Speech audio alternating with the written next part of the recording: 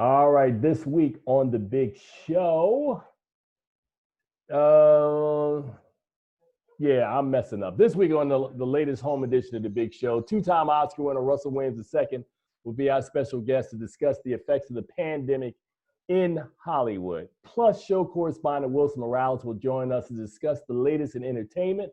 We'll have all of that and more on episode 409, Keeping It Real with FilmGordon. Let's go. All right, everybody, welcome to the latest edition of Keeping It Real with FilmGordon. I am Tim Gordon, joined by, beneath me, well, not beneath me on the screen, Charles Kirkland. Howdy, welcome to the Lakefront Film Festival. That's another sore subject, but thank you for going there. Also on screen with us is Wilson Morales of Wilson. Tell people where you're from. Right now, you can find me over at blackfilmandtv.com. I didn't want to mess it up, man. So I said, Wilson, you got it. And on screen with us is two-time Oscar-winning sound mixer, Russell Williams II, who, for reasons that cannot be explained to people at home, is masked up right now on in front of a set. Did you want to say hello and then reveal the set that you're sitting on, Russell? Hello, everybody. I just want to make sure all of you all have been social distancing and behaving yourselves, and then I will unmask because, let's see, how far am I from? Yeah, I think I'm safe. Russell, you're looking real crazy right now, but go ahead. He looks like the Lone Ranger. I just want to make sure I was, You're looking crazy. So go ahead. Go ahead. No, go ahead. You got to reveal there, man, because you showed it us, and we were like, just finished driving across country. Uh-oh. This is New York Street at Universal Studios. Oh, okay.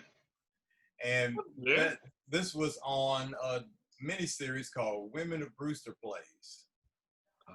And by magic, I can take years off of my life just by leaning this way.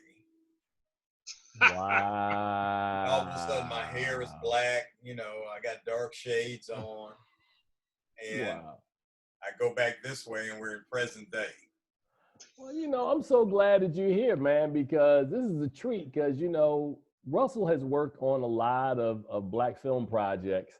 Wilson Morales is our Black film kind of historian. It's really cool, man. You two have never been on the show at the same time. This is very nice, man. So Wilson, of course, I know you got tons of questions for Russell, man. Not at the moment. Okay, well, I'll wait, man. Well, I'm going to start the show off by essentially saying, man, that I know last week me and Charles spent the chunk of the show saluting the late, great John Lewis, as well as Reverend C.T. Vivian, and we also talked about Patrick Ellis. I am just here to say this morning that his funeral, Patrick Ellis's funeral, was this morning in Washington, D.C. Well, actually, I guess it was in Washington, D.C., but part of what they did this morning, which I thought was really nice, is they had a procession stop in front of WHUR. So we had like a WHUR reunion this morning at around 8:30 this morning. And the procession stopped there for about 15, 20 minutes. They played music that he featured on the show. It was real special this morning, man. So that's how my day started. And here we are. So I'm glad to lighten it up a little and enjoy and talk entertainment. Coming up on this week's show, unfortunately, there are no movies for me to review this week, man. There's nothing that's out there that I need to see. And, I mean, we can spend some time bashing Fatal Affair some more. If you weren't here last week, we can do that. But I turn it over, as we do every week, to Wilson Morales at the top of each show, who gives us the rundown on what's going on in entertainment. Wilson, what is happening this week, man? Well, as you mentioned, there are no movies this week, and it's only looking worse as just this past week, 4 big movies were moved to 2021. Warner Brothers just basically threw in a towel and finally said, we're not going to release Tenet in August. We're going to move it to sometime, possibly 2021, although there's some rumblings that it may get released overseas initially this year. So with that being said, Sony Pictures was next on the dock because they just moved the Selena Gomez movie Broken Hearts Gallery to 2021.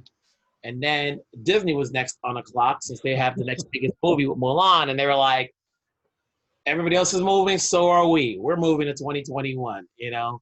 And then Paramount, out of the blue, they don't have any movies coming up no time soon. And they were like, hey, listen, we're going to move Top Gun, which was slated for December, to 2021. And we're going to move A Quiet Place 2, which is slated for September, to 2021. And then they're also offloading some things. So they just gave their Michael B. Jordan, Tom Clancy film, Without Remorse, to Amazon. It's their third film that they've offloaded, basically. They just gave Netflix The Trial of Chicago 7, and earlier they gave Netflix The Lovebirds. So, but it seems like they're keeping their franchises because they know those are moneymaker. And they were like, listen, we're not going to bleed this year with advertising and all of that stuff when we don't know where the world is at. Let's just play it safe and wait till how next year holds. And, you know, even though everybody's going to be battling each other week after week, we'd rather take our chances where at some point either everybody's going to go to movies and have their pick of the litter, or no one's going to go to the movies. And it was like, hey, you know, what's worse than throwing in a towel? Going VOD and no one making any money. So let me make sure I understand this, man. We are 3 weeks after the 4th of July. We are in the heart of summer. You said it, I said it. There's no movies to review this week. Movies are being thrown overboard like the Titanic. Why don't you just make it official and basically go, hey, man, we tapped out. We're not going to have any movies, any more new releases in 2020. Just say that. I mean, it makes more sense. We've been saying it for months. I mean, you've been trying to be optimistic, Wilson, and saying, well, you know, there might be this. You still have November. November, you have Dune. You have James. Okay. Once we get into December, then you have West Side Story. You know, oh yeah, another movie that got moved to 2021 was the Aretha Franklin film. Initially, it was gonna open up around Christmas and come out limited theaters, but MGM basically was like, nah, we're gonna go wide, and we're just gonna go wide in January rather than do the Christmas platform. You know, so basically everything's off the show. At what point are we worried that it's going to start affecting the prestige films and then the Oscars and all the other things? Well, no. That's a Russell question, but go ahead. When it comes to prestige films, they're not so much into making money in a way. You know, over the last few years, you've had a few films make $100 million, but a lot of, but historically, a lot of the studio films that you can generally get nominated for an Oscar, they make around the $40 to $60 million range. Every now and then you'll get like a big blockbuster like Black Panther and Ford versus Ferrari up in there that's making $100 million. So it just depends on the quality of the movies. Like even now, even though we don't have any movies in the theaters, there are a whole slate of movies being released on VOD starring actors that haven't been in theaters in quite a long time. I don't want to knock anybody down, but I saw this movie with this actress and I was like, wow, she's still in the game. I was like, she the lead of a movie. So, but wait a minute. Let me take that same question Charles had, and I'll direct it to Russell. Russell, the Oscars have pushed back to March. April. I'm sorry, April. So, I'm not being funny. What's gonna be Best Picture next year, man? Like Bad Boys for Life as a nominee, The Old Guard, like what? I'm not being funny. What? You can move the Oscars back to next July. There's nothing this year that's out there. So like, what are we doing? You just had an Academy kind of get together earlier this week, man. Talk to me and tell me the thinking of what the Academy is thinking. Well, and one thing I can say is the Academy, who have been historically behind the curve, in this particular case, it seems like they figured out early on that this was not going to go away anytime soon, in spite of what our enlightened leadership was saying from 1600 Pennsylvania Avenue. So not only did they push the Oscar ceremony back to April 25th, which is beyond where in my era the Oscars were in March, and you got to go way back to when the Oscars were originally in April. But more importantly, movies that would have never been considered because the first stage of exhibition had to have been the big screen for many, many decades. Now they're saying you can, put your film on VOD or streaming first, because it's a double-edged sword. So we have movies, but the theaters aren't open, and the exhibitors, the Disneys or Warner Brothers, whomever else, Paramounts, they don't want to exhibit to an empty theater to get consideration, right? With the 4 people from the studio watching it and the projectionists. So the Academy had to recognize that we probably won't be in a mass audience situation. So you're going to put your movie out on streaming. So same movies that you just mentioned. Now, of course, moving it to the next calendar year in terms of exhibition might be the only way the studios recover money. But if they release it VOD or streaming 2020, then they can still be eligible for the April. So let me ask it a different way, really Russell. Going to be, it's going to be a mess. It's a mess because you can mention several films. Like, say, for instance, I remember American Sniper had a limited release just to be eligible for the year that it was shot in, but then it came out wide in January. So I'm assuming that the distributors, or the exhibitors rather, are going to release what they want to release for Oscar consideration before December, streaming. Then when the theaters open up again, if there are enough citizens to fill a theater, because Dr. Fauci said we haven't finished with the first wave, and then we still got Labor Day to contend with, and on and on and on, right? So who knows when the theaters will be safe to open up? And if they don't want to put people next to each other in the theater, how are they planning to put these people next to each other in school? That's something different. But I'm gonna give it back to you. But let me ask it a different way, because I think you're not addressing my question directly. What's your question? My question directly is, the only movies that can be considered now, since there aren't any theatrical releases, are movies that are played on Netflix, Hulu, Amazon, and other streaming platforms, right?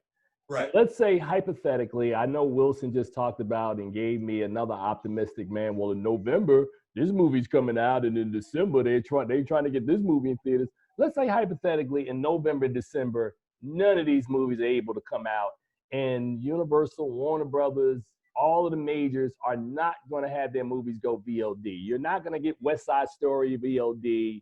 Top Gun has already been moved. What is the Coming to America? The sequel is not going VOD because those movies cost too much money, and they're not going to put them out if they can't maximize a return coming back. So let's say hypothetically we close 2020, December 31st, and I'm not sure exactly what Oscar has put as the eligibility period. Now, it might be into January of next year. It's got to be, if they're having the Oscars in April. So the eligibility period is going to stretch beyond December 31st. For our edification today, if none of these movies are able to be released because we're still in a COVID-19 situation, there's no theaters. It's opening in Europe. It's not opening in North America. It's not opening in Asia. What are the Oscars planning to do at worst case scenario if the Five Bloods, the Old Guard, Bad Boys for Life, I don't know. Island. Yeah, any. I mean, Wilson would know as well as I, movies that have streamed. Is that honestly what we're going to be looking at for the Academy Awards in April of next year? Or would it just be more feasible to go, you know what? There are no movies up to the prestige that we normally generally honor. Shouldn't we just not have the Oscars for a year rather than water it down with a bunch of stuff that we're having, like the streaming all-stars at the Academy Awards? Because that's basically what you're looking at. The best of the movies that have streamed all year is what the Oscars are looking at. Right, but again, similar to a limited release, and so I'm not in the room where they're going to make these final decisions, but trust me, they're working on well, first of all, the Academy is going to work on the fact that they had to take a rule that's been almost sacrosanct for decades and adjust it due to the pandemic. But similar, my guess is similar to a limited release. It can come out streaming, and of course, they may charge you $100 a ticket to see it. But the fact is that it just has to come out. It doesn't have to be on a Netflix. Like, it just has to be available to the public at a different price point. And maybe 10 people will check in and see it, but at least it got released in the calendar year. So the question is, are they going to extend the calendar year to when we can actually have exhibition? Because for them to bow down and say we can allow streaming in VOD as a way that you can get your film into in people's faces before we can go back to the theaters, you know, as a major concern. If they write off 2020 altogether, that might make more sense, but I think it's probably too soon for them to come to that conclusion, because technology will allow you to see the movie. And of course, we as voting members, maybe it doesn't even go to the public. We as voting members, I think we won't get any more DVDs anyway. So all the movies we see will be on a secure link, and they'll send the links out, and just like you do for your film critics, and we'll see it and we'll vote whether the public has seen it or not. So they still have that opportunity. But hey, man, if my crystal ball was handy, I would, you know. All right, Wilson and Charles, you just heard what I asked him, and you just heard Russell's response. What are you guys thinking? Because let's say hypothetically again, there are no movies able to be released this year. We're just having to grade the movies that have been streaming all year. Are these movies worthy of the industry's highest prizes? I mean, I'm being real transparent here. We run the Black Reel Awards. It would be hard for us to put together some Black Reel Award nominees off the stuff I'm looking at. I mean, we're going to honor the Five Bloods, Old Guard, you know, Fatal Affairs in the bag, Tyler Perry's movie from January is in the mix, Self-Care. Like, what are we looking at? I mean, somebody, am I being an alarmist, or am I saying something, am I articulating something that people are thinking that nobody wants to come out and talk about this early in the game? Well, it's early in the game. You know, you still have, you know, you had Ceiling of Spades early this year. Netflix has Ma Rainey's Black Bottom coming out. But that is true. You know, it's like, well, to begin with, we don't have that many major Black films coming out in theaters, you know, at the end. You know, we got commercial films like Candyman and Coming to America, but of substance, you know, we outside of the Aretha Franklin film and So, the animated film from Pixar, there wasn't a lot to begin with. You know, so then you definitely do have to look to see what has been showing on streaming platforms, Miss Juneteenth, you know, and start looking at these things like, okay, for the Black Reel Awards at least, you know, what's been played out, because nevertheless, this has been, in a way, a strong year, take away what's not been in theaters, of films being released by Black talent, whether it be on Netflix, Hulu, Amazon. You know, you have The Banker out there, you know, or did The Banker qualify for last year? I'm not sure. No. It was this year because they got pushed back from last December.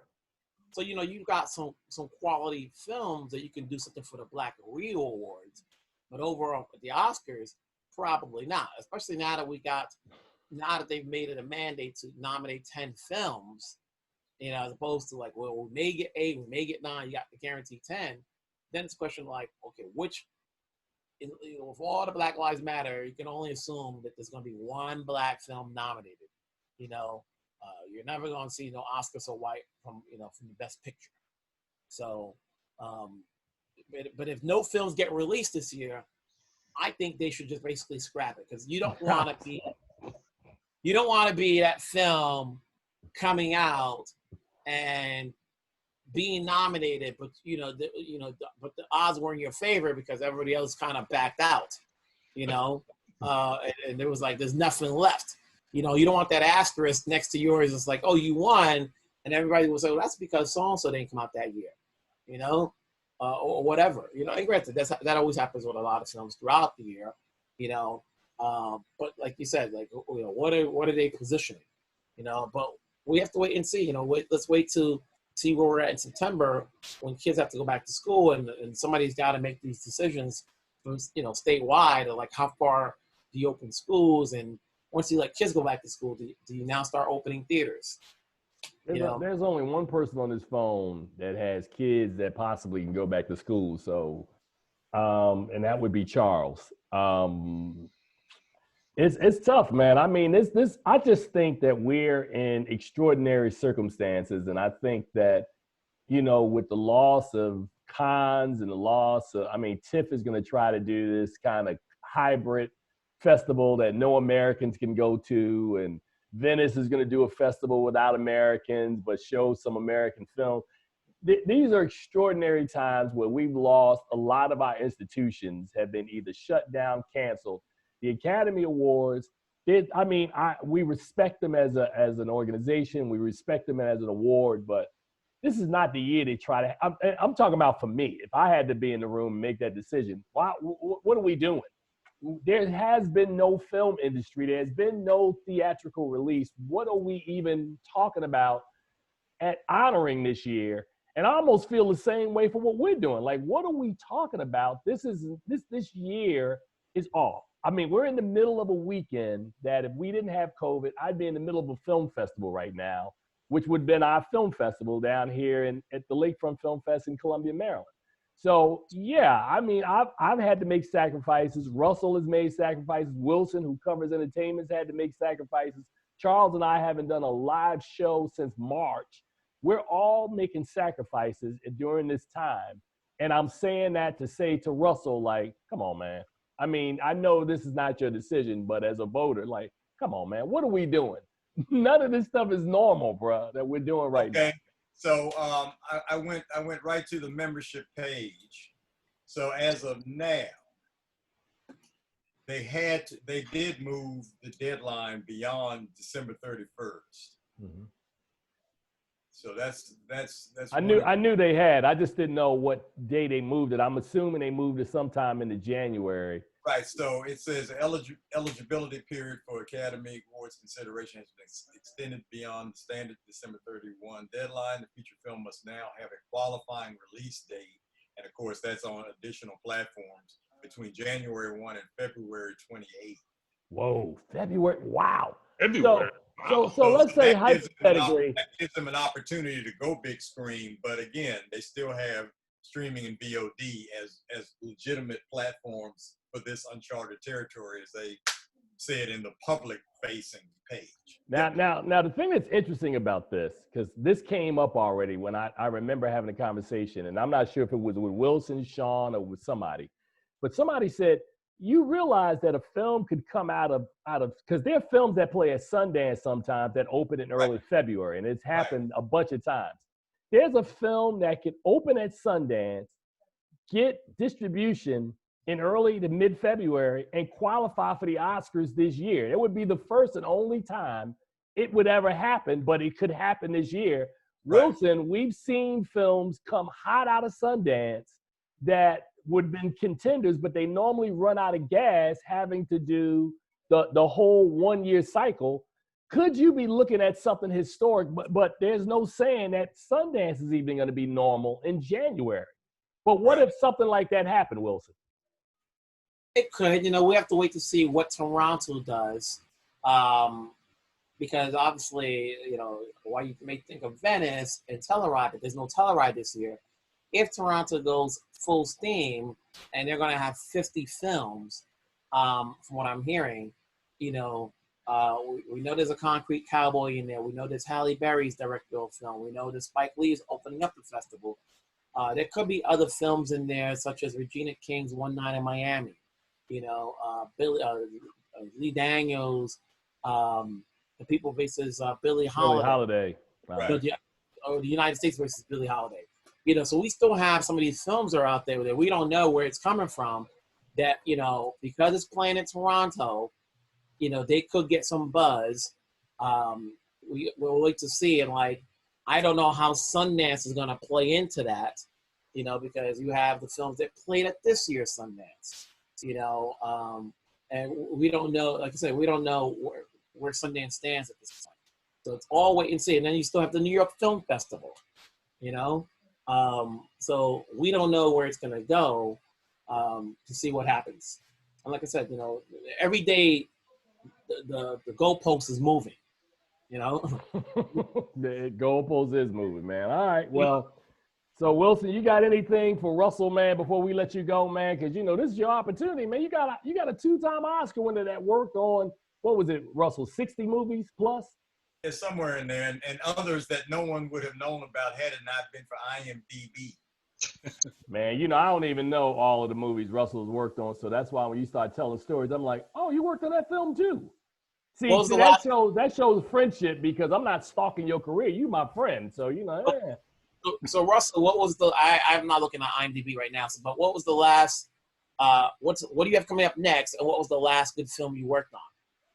So what I mean by good, what came out that got, you know, good reviews or whatever, as opposed to you worked on it? Okay, so I haven't worked production since 2002. So the last feature film I worked on at all was Deliver Us from Eva, which was fun to work on. And some of the names on that film have risen to higher heights and have a lot more notoriety now. The last large budget film that I worked on, well, actually, I only worked on a portion of Sum of All Fears. And working on Sum of All Fears kind of influenced me. It was time to get out of the production side of the business, because I was only working 5 weeks in the United States, but they did 7 months on that film in Canada. And that's when that hard Canadian wall was in place. So that's it. Okay, guys, I see the handwriting on the wall. It looks like graffiti. And the largest big budget film domestically I worked on was Training Day. Let me ask you a question. I actually heard a little bird tell me they may do a sequel to Deliver Us from Eva. Now, I haven't heard that, but I would like to stand on the sideline and heckle, because it was, like I said, it was a fun show to work on. I don't know if Gabriella's going to be on there, but it was just a great time was had by all. Why not Gabrielle? She was the lead. Say again? Gabrielle was the lead. You would want her to be the lead, but you know that you know, when folks' salaries get higher, I don't know if they say, well, you know, I've got something else to do, but it would be great to see her back in that role for sure. All right, for people at home, because Wilson knows this. He's just, I give Wilson the benefit of a doubt. Russell Williams is one of 4 Black folks in the history of the Academy to have won multiple Oscars, and the only one to have won back-to-back with Glory in 1989 and Dances with Wolves in 90. Russell has worked on a multitude of huge films, cultural films that we all know and love. The brother is mellow, DC bred. What are you, 4th, 5th, 16th generation DC? First generation DC. That's it? My peeps are from the Carolinas. What? Yeah, I'm man. sorry, man. I apologize. But growing up in Southeast, man, you know, I'm all DC, baby. Russell. So Wilson, just look his IMDb page up, man. Ask the brother a question, because you know this is Black film history for you. This is your dude. You know, now obviously you're a 2-time Oscar winner. The position that you're in, and I'm always covering people who are behind the scenes. Okay. You know, the thing about, you know, the negative thing about this business is that you're not the only one, at least present-wise. People think of Ruth Carter as the only costume designer. They think of Terry Shropshire as one of the few editors out there, you know, and you know, obviously so far, you know, you're the only name. Obviously, you know, you have the 2-time Oscars, but why is it that other Black sound engineers are not getting the profile as yourself? And are they working on films such as Glory and Dancing with Wolves, non-Black films, you know, to even get that sort of work? Time out, Russell, before you answer. Willie Burton, who's a contemporary of Russell, is also a 2-time Oscar winner. What was it? Clint Eastwood's movie Bird was his first Oscar. His second one. What was his first one? Because I thought his second one was did he do, was it Dreamgirls or something like that? I gotta look it up. But he won an Oscar for something. He has a second Oscar as well, like you. So you and him both have 2. Right, and it turns out, as it should have, that Willie was the first African American sound guy to win an Oscar, because he actually got in. Got in the union. I mean, around 1970, he came in through the training program, which was put together because the IATSE, the union that actually represents behind the scene crafts. Right. That's right. It was Dreamgirls. He won an Oscar for Dreamgirls. That was the second one, and Bird was the first. And Bird was his first one, right? So I was right. But go ahead.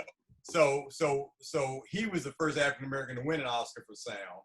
And the very next year, I went for Glory, and the very next year I went for Dances, and then his second Oscar, as you said, was Dreamgirls. Dreamgirls, yeah. But so he was a mentor in the sense, not so much from the technical point of view in terms of getting sound and understanding behind the scenes operation, but in terms of the politics of the business and how to pick a great crew and understanding where you are in the mix.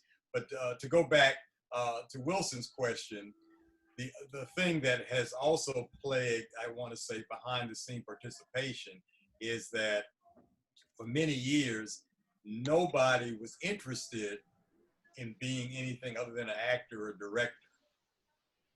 Okay, and even some of the other award shows, which will remain unmentioned, had no craft awards. So if you were a young black kid, male or female, watching some of these other award shows, you wouldn't know that you could do what Ruth Carter was doing. You wouldn't know that you could be a production designer. You would have no idea that you could do the sound. Now, of course, the music business has sound engineers, but even back then in the halcyon days, there weren't many African Americans sitting behind those big consoles. Okay, and even now, I would say, looking at the probably 500 member Academy membership in sound, there's still probably only maybe 7 African Americans in that. It's always interesting when these movies get nominated, and you see who's nominated in the technical categories. I usually go through that stuff to say, okay, is there? It's usually like a 4 or 5 member team, and I'm like, nobody black, in there, and it's like, how tough is it to get into those roles, to be part of a Spielberg film, a Sam Mendes film? Obviously, sometimes I think, it's an English film, ain't no brothers out there, but like to get involved, to be part of, to be in the trenches, to be part of that crew, So yeah, and it's kind of like, obviously the beginning of Hollywood as an industry started during the Jim Crow period. So, except for an occasional black face being, most cases, disrespected in front of the camera, you weren't going to have much participation behind the camera in the studio films. Then number 2, the union had what they call a fathers and sons clause.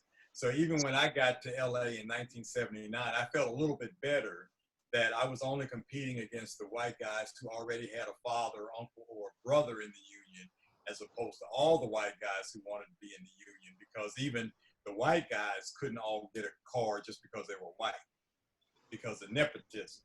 So that was even a bigger ism in the motion picture and TV industry, because you'll look at some of these older films and you go to the end credits, you'll see a whole lot of people with the same last name. But the question is, would we have done the same thing if I was in the business and my kids wanted to be? I said, well, come on in and join. It was kind of like an automatic roadmap. So what happens is that for the young directors to come in and say, no, I want X, Y, Z to do my sound, to do my visual effects, or so forth and so on. Or some of the directors find out, because I got more calls after I got Oscars and Emmys. And so people started looking at, well, this person records voices. They don't have to be black voices or white voices. He records voices and does sound effects. So let's get him on there. And I think the era that we're in now, the union wall hasn't been completely erased, but it's a lot easier to get into the union, in the sense that your non-union days of work will count towards you getting into the union. Whereas when I was taking this picture behind me on Women of Brewster Place, that was a non-union show, but those days did not help me with eligibility to get in the IA. It took me 7 years to get into the union. So how many movies could I have been working on with bigger directors at big studios had I gotten in the first couple of years I was in LA.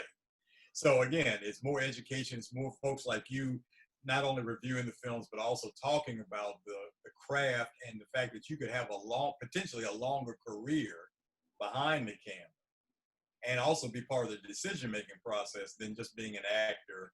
You know what I'm saying? And even sometimes people who want to direct don't realize how much more you have to know other than just calling action and cut. You have to know how pretty much every detail of how the thing is put together. Doesn't mean you make all those decisions, but you're at least sensitive to the fact that editing, the sound, the clothing, the props, the set dressing, the effects, whatever is on your page that somebody has to bring to life, you should understand that process. So Russell, 25 years ago, man, you worked sound along on Forrest Whitaker's directorial debut, Waiting to Exhale. Right. So you got a chance to work with Whitney Houston. You got a chance to work with Angela Bassett, Layla Rashawn. Who's the fourth woman there? What is her name? Loretta Devine. Loretta Devine, right. So, you know, this I'm saying a lot of this for Wilson's benefit, because I know this is in Wilson's wheelhouse when we talk about Black film. I'm trying to think. You worked with Forrest Whitaker. I know you've done some work with Spike Lee. You worked with Antoine Fuqua, of course. Did you get a chance to work with John Singleton at any point? No, I met John actually for the first time while they were still doing Boys in the Hood. And we kept in touch over his career. And I'm sorry to say we never actually got a chance to work together, but he was just such a really calm presence, you know, to be with, to have a conversation with. I was really also impressed later on as he started. He had tried to get me on Shaft. And because that show was being shot in New York, you have a whole, I mean, you know, again, the union wall has kind of crumbled a little bit, but back then, if you wanted to take an LA union member to New York, you would also have to hire a New York union member to sit on the set and do nothing, right? Because the concept was, I'm taking a New York member's job by coming in from LA to do the sound. So financially, it didn't make sense for them to do that for Shaft. Now, they did do that for 4 or 5 of us, actually maybe 6 or 7 of us department heads that left LA to work on Boomerang. You know, but the Hudlin brothers and Paramount decided that if these are the people you want, then we'll make the financial arrangements to make sure that happens, right? I think Singleton was at Columbia, so they didn't want to pay that extra money. They just wanted to get a body in the seat and get the sound done. So I never did get a chance to work with John. I worked with F. Gary Gray on Negotiator. I worked with Nima Barnett. That was television, but it was really a pleasure to see a Black female calling action and cut. And again, you know, a lot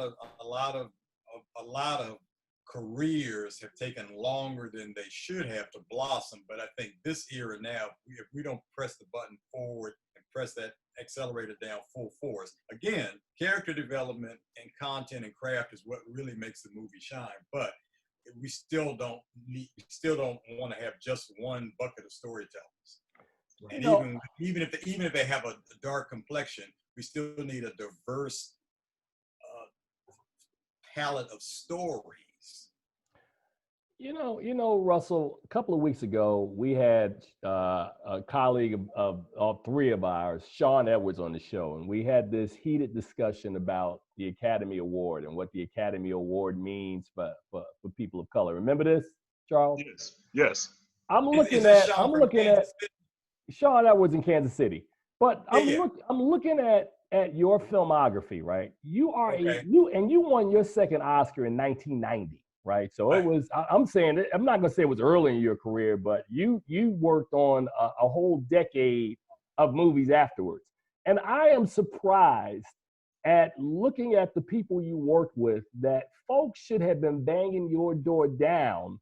And I'm not talking about just Black directors. I'm talking about directors. You people. So Wilson, this speaks to the point, 2 things that I've been a firm believer of, that the Academy Award means different things for different people. Some people win an Oscar and it takes their career in an entirely different direction. Sometimes Black people win Oscars, and it's cool, but it doesn't really elevate their career in the ways that their peers who are non-Black, their careers have elevated. And I'm surprised of the amount of work you didn't get, or the amount of offers you didn't get with the hardware that you had in your possession. And there were other folks that were out there working on projects throughout the 90s. There should have been a much bigger demand for you, Russell. And I think you know it, and we've talked about this. Right. Well, the other thing that was, and I jokingly tell people from time to time, one of the reasons, even though I'll stand by my work, one of the reasons that I may have won back-to-back Oscars is because back then there was no social media, there was no IMDb, so it was harder to figure out just by looking at a name who that person was who owned that name. But trust me, when I showed up on that stage that second year, they were like, "Oh, wait a minute, didn't he win last year?" Oh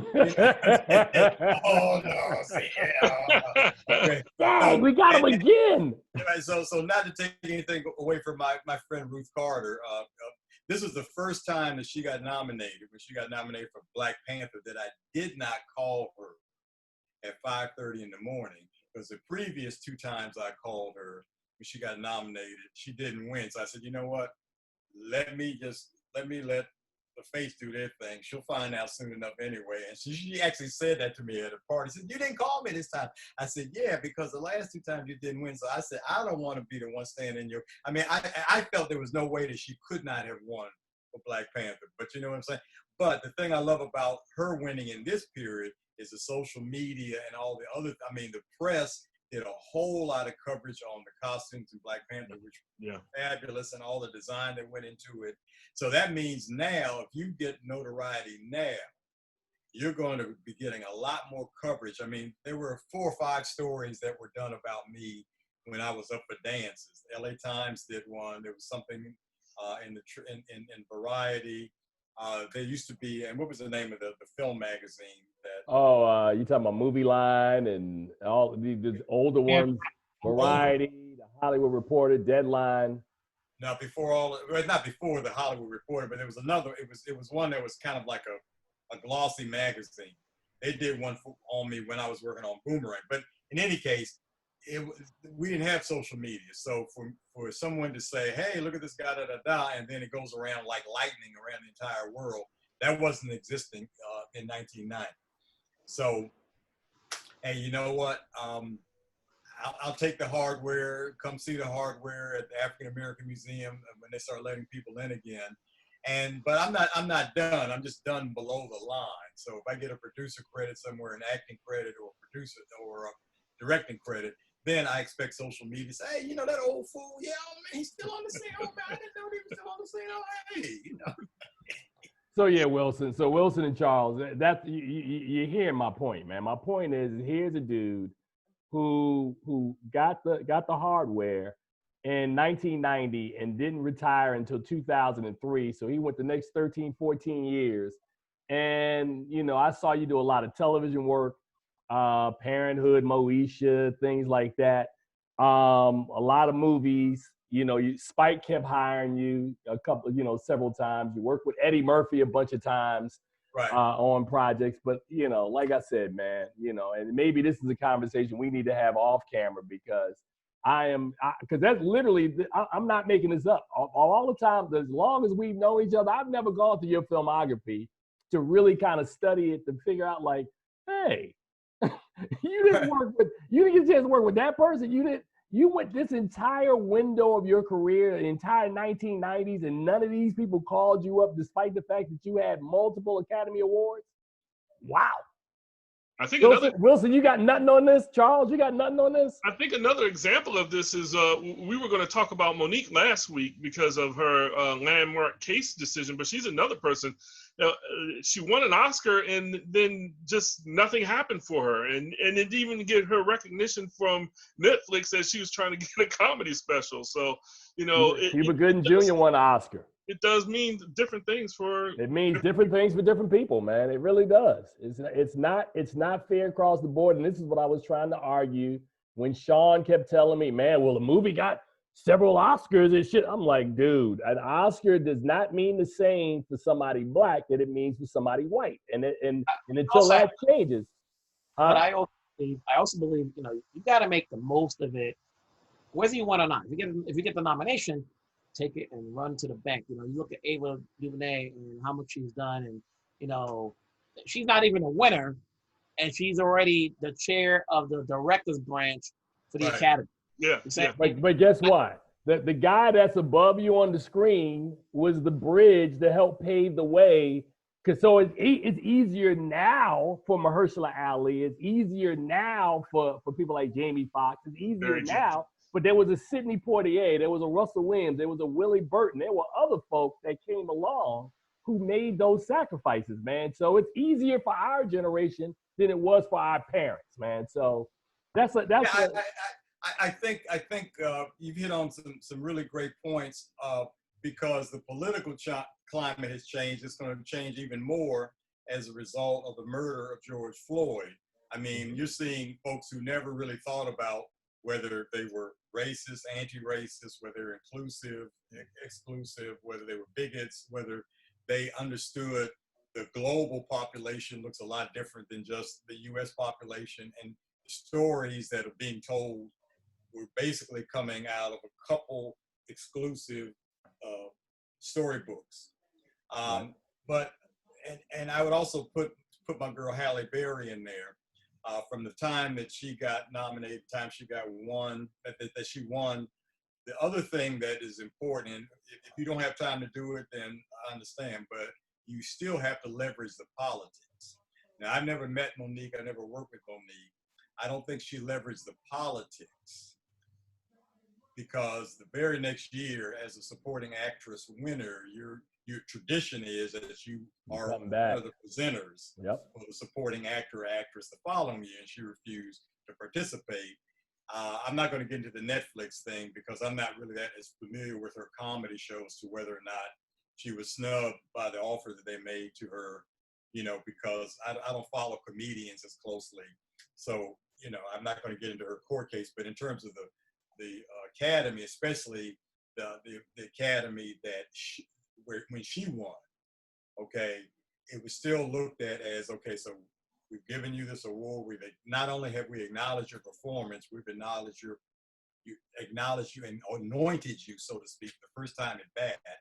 So it doesn't mean that she has to then all of a sudden come in and start cleaning people's houses and stuff like that. But she does need to take that newfound largesse and use it in a way that makes the Academy look good, but also, you know, bring your friends to the party in whatever way you can. Now, Halle, as far as I know, has always been there for events, been there for, you know, to present, even though she's not nominated. So she's played the politics very well. I think Ava, I've only met her a couple times at screenings, but she's willing to do the work, to sit in the rooms, to talk to the people, to explain how Selma came together and things like that.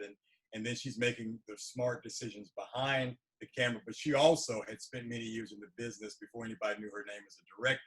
So she knew the PR end of it and the marketing and publicity end of it. So she knew how the machine worked.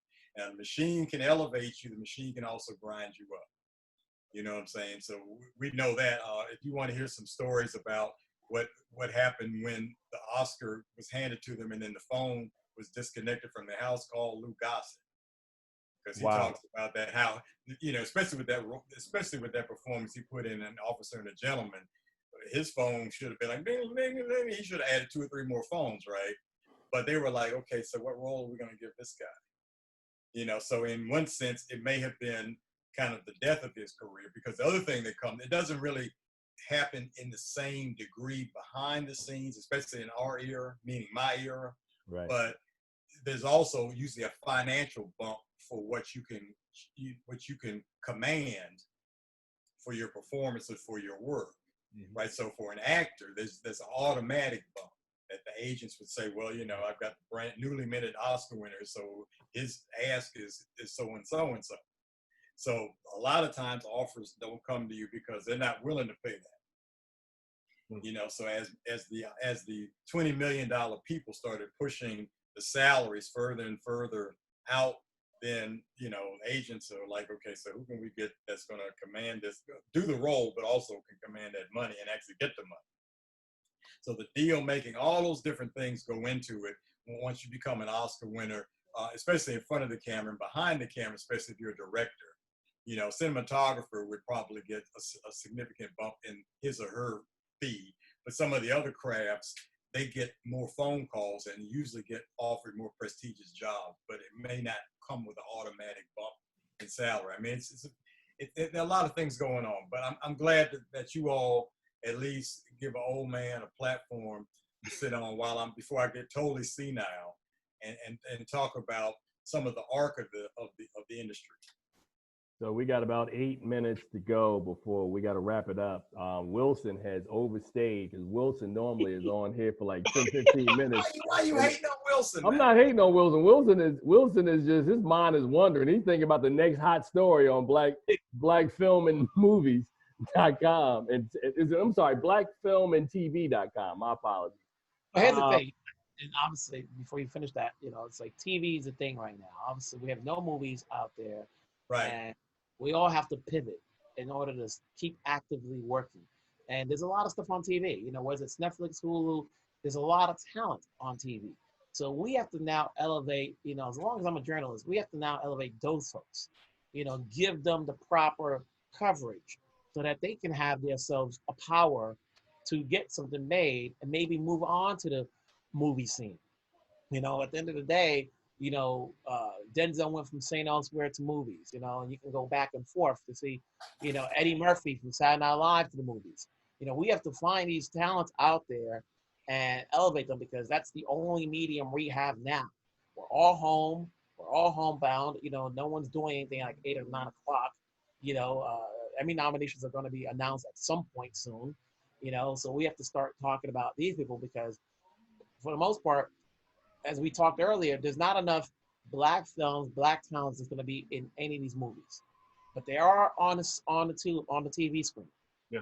We have to now, you know, look at those people, whether they're an actor, actress, a director, a screenwriter, who, you know, or people behind the scene, you know, tell their story so that there's not just one person. Let's not wait for them to get nominated or they die for everybody to know what their accomplishments were. Let's talk about them now. You know, so that way, hey, so when they do get on a big project and you start Googling them, you've seen the work that they've done, you know, and not be surprised, like, oh, I didn't know they did that, you know? So, you know, so that's why it's Black Film and TV, because if we were just covering films, black films, we would hardly be, I'd be taking a break. and Wilson mentioned the Emmys. The Emmy noms will be July 28th. And the winners announced September 20th. Okay, so Emmys announced on July 28th. Okay. Right. So Tim walked all over my 2 primetime Emmys, and the one primetime Emmy. Hey, wait a minute! And the one primetime Emmy, I really was heartbroken that I didn't win for the sound for the Temptations miniseries. Yeah. Because I mean, we have a ball on that. It was. I mean, Alan Arkish was a great director. The cast was great. I mean, it was just really a family situation. We shot all that in Pittsburgh, and I was like, that was one. I was like, oh man, come on. So that was the only major award, U.S. major award that I was nominated for and didn't win.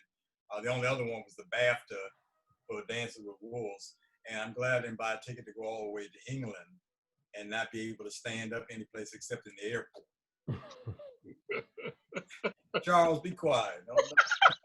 So we got 4.5 minutes. I swear to you, in the entire year or so run we've done this show, this is the least amount Charles has said in an entire hour in any show. I'm just humbled by all the wisdom that is being dispensed at this time. That's all that is. You know, Wilson, by the way, has been hiding a chair over there. You saw me looking at Wilson. I was like, what is Wilson doing over there? I'm in the Wizard of Oz. I'm like, what's behind the curtain? Don't ask, don't tell, Wilson. Don't ask, don't tell. Like, you know, I'm cleaning up. I'm finding old press notes. I'm like, you know, no, man. But no, I'm just happy that we got Russell on because generally, as a rule, Russell, I always normally wait until it's Oscar time and Right, hit you right. up. But I felt that you and I needed to have a conversation. You've done this show now, what, I don't know, 7, 8, 9 times I've had you on. Yeah, at least 7. Yeah, it's been a bunch of times I've had you on because I do not know including WETA, not including. Oh yeah, that's another one. Yeah, so. Yeah. But I'm glad that you were able to break this thing down. I wish we had more time to talk about the politics because I think the politics is something that I look at somebody like a Wilson and then I think about Sean. It's two entirely different methodologies on how both these guys handle it, but they're two people that I respect because they're my colleagues. I even handle it in a different way. I'm kind of in the middle. I'm not as outspoken as Sean, but I'm way more outspoken than Wilson. Wilson is just neutral with his whole thing. He's like, and I'm not mad at him. He's got a great smile, man. He does. Wilson is smooth with his, man. Charles doesn't really have a style right now. We don't know what Charles' style is. Charles has a style. I do have a style. You just don't like my style. I'm more towards Sean's side than Wilson. I'm outspoken when I need to. No, everybody's Wilson is on one side all by himself. Nobody's Wilson. Wilson is Wilson. No, that's not true. That's not true, man. That's not true. Wilson is very smart. Wilson, right. Wilson understands the politics way better than I do. That much I will say. So we got 2 minutes, fellas. So we got Russell, who refuses. I'm sure we're going to get hate mail all week about why is Russell like the invisible man? Half his body's appearing. I thought you were going to reach for some water behind those wires over there. I didn't know what you were doing. I don't know, fellas. I mean, I'm just kind of, I feel like we're kind of in this void right now. And from week to week, man, as stuff is being pushed back, there's still a lot of uncertainty in our game. We're trying to do the best we can, man, to entertain, to educate people. And I think it would behoove all of us. Wilson, I know you do it with interviews. I try to bring people on and try to kind of have honest conversation about what this industry is, and we miss it. We all miss our aspects of it. At some point, I'm assuming that we will get back to normal at some point. I just don't know when that is. It's very strange to be in July and have no movies to review. That is strange to me. The one thing that we didn't get to, and in the time that we have remaining, so you all critique performances. So what's going to happen when we start seeing the stuff where we can't have a love scene go on but for so long, or we have to have a certain amount of distance between actors and scenes because we have to respect what the pandemic is doing? I mean, how is this going to change the normal in terms of composition and storytelling that we've become accustomed to? I mean, are we going to have a COVID, lower third saying that's why, normally they'd be having mad love right now, but because of COVID, we had to like fade out before the love scene. I mean, how director is going to handle that? What you got there on your phone? That means we got 39 seconds. That's a good point. We're going to stick a pin in that. Okay. Russell wins a second. Thank you, brother, for being on our show today. Wilson Morales, thank you for doing the entire show. Never had that happen before. Charles Kirkland, you the dude. I'm Tim Gordon, and as I tell you guys every week, please see something wonderful at the movies. Not this week. There's nothing new out. Rewatch Hamilton. Until next week, that's it for 409. Love all of you, brothers. You guys take care of yourself, man. Stay strong. We'll see you next week. Take care. Peace, everybody. Peace.